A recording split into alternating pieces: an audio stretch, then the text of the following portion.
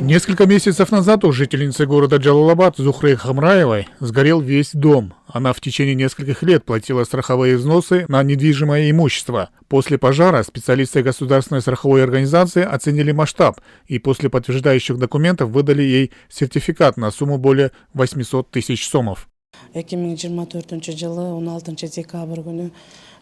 16 декабря, когда мы были на работе, в нашем доме случился пожар. Огонь ликвидирован при помощи 2 расчетов пожарных.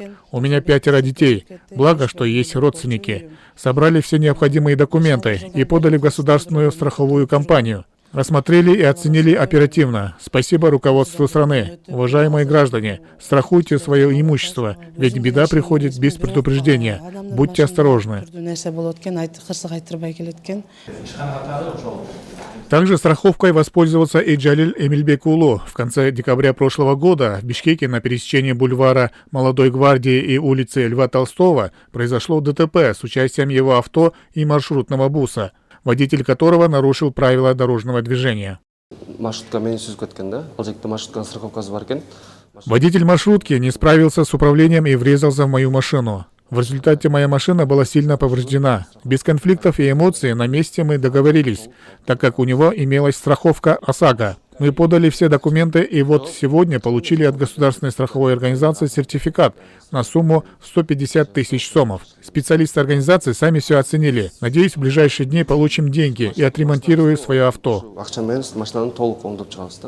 На сегодняшний день государственной страховой организацией выплачено более 70 миллионов сомов гражданам, которые застраховали свое имущество. По данным организации, с каждым годом увеличивается количество застрахованных граждан, тем самым демонстрируя значительные успехи в охвате жилого фонда и выплатах компенсаций пострадавшим.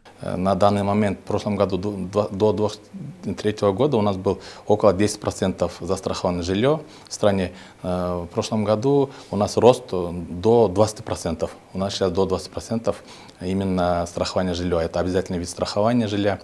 И мы создаем все условия для народа, чтобы народ могли легко застраховать свое жилье. Потому что вы, как и сами замечаете, у нас каждым годом у нас страховой случай, у нас сели, у нас пожары, землетрясения, сильный ветер. Поэтому народ тоже понимает и активно участвует в страховании. Также глава организации отметил, что по новому закону страховка жилья и авто обязательна. Но для разъяснительных работ среди населения штрафовать не будут до конца июля этого года. Закон есть, что это обязательно страхование жилья. До прошлого года мы ждали, мы объясняли, мы старались, чтобы все понимали. Но с этого момента мы тоже предпринимаем какие-то меры. Вот, например, когда продаешь свое жилье, квартиру, ты не можешь продать без страховки. Вот такие у нас сейчас методы есть. Я так думаю, в скором времени народ тоже поймет и будет активно еще будет активно работать. Граждане страны могут застраховать свое имущество во всех отделениях Кыргызпочтасы. Кроме этого, полисы можно оформить, не выходя из дома, через приложение Мегапэй. За более подробной информацией можно обратиться в офис организации или ознакомиться на сайте Государственной страховой организации. Эрмек Куренкеев, Мирлан Джанабеков, ЛТР, Бишкек.